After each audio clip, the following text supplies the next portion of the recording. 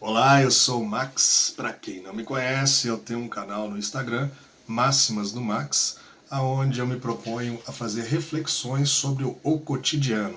Desta vez, eu gostaria de introduzir um assunto que é medo da solidão.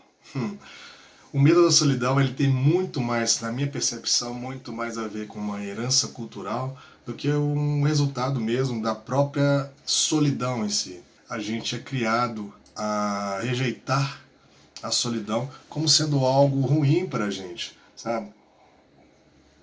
Cafezinho.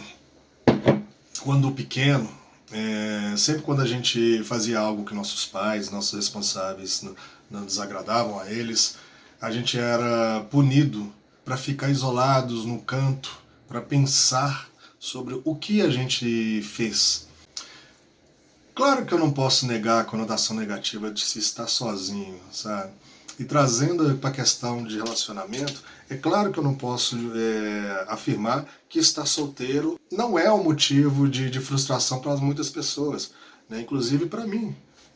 Eu estar sozinho é garantia de que eu não vou satisfazer meus prazeres imediatos, eu não vou conseguir compartilhar minhas frustrações mais profundas, não vou poder comentar sobre meus sonhos, sabe? Eu não vou poder ouvir o outro, ver se tem algo em comum que a gente possa seguir junto. O estar com alguém é justamente para isso, é você ter a ver em conjunto para poder seguir. É muito mais tranquilo quando a gente consegue.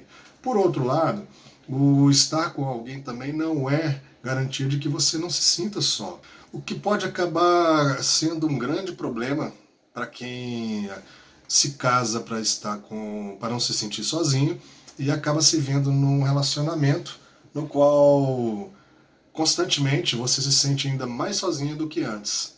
É o estar sozinho mesmo acompanhado.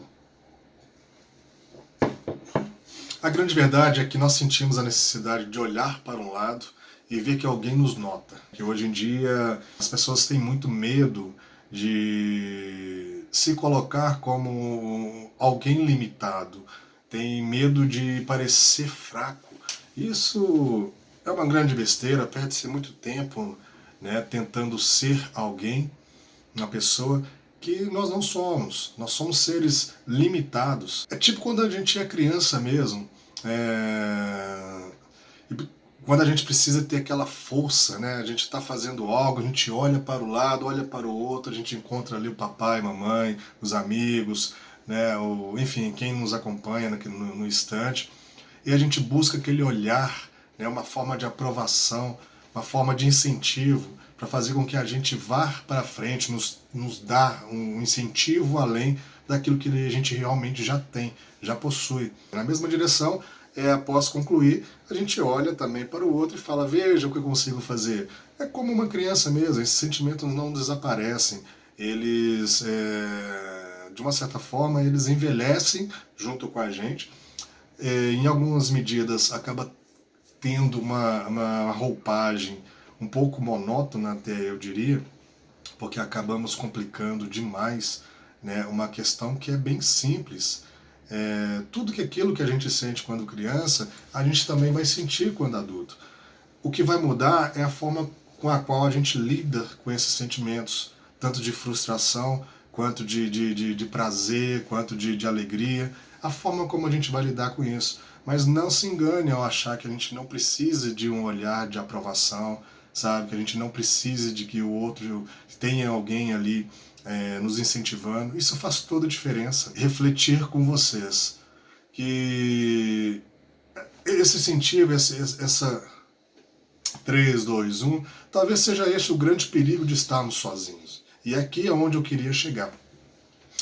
Tendo aquela falta daquele empurrão a mais, né, daquele olhar a mais, daquela pessoa te incentivando, algo que já estava dentro da gente, mas que de certa forma em alguns momentos só é ativado, a gente só consegue aquela coragem quando temos a certeza de que alguém está nos olhando. Isso pode trazer algumas complicações para a nossa vida. A gente precisa entender que este sentimento ele realmente existe em nós, mas a forma como a gente lida com ele é que deve ser diferente da forma que a gente lidava antigamente. A forma como a gente lidava era de exigir a presença de alguém para que a gente pudesse dar o passo para frente. Hoje em dia a gente não tem mais esse direito de exigir que alguém esteja com a gente.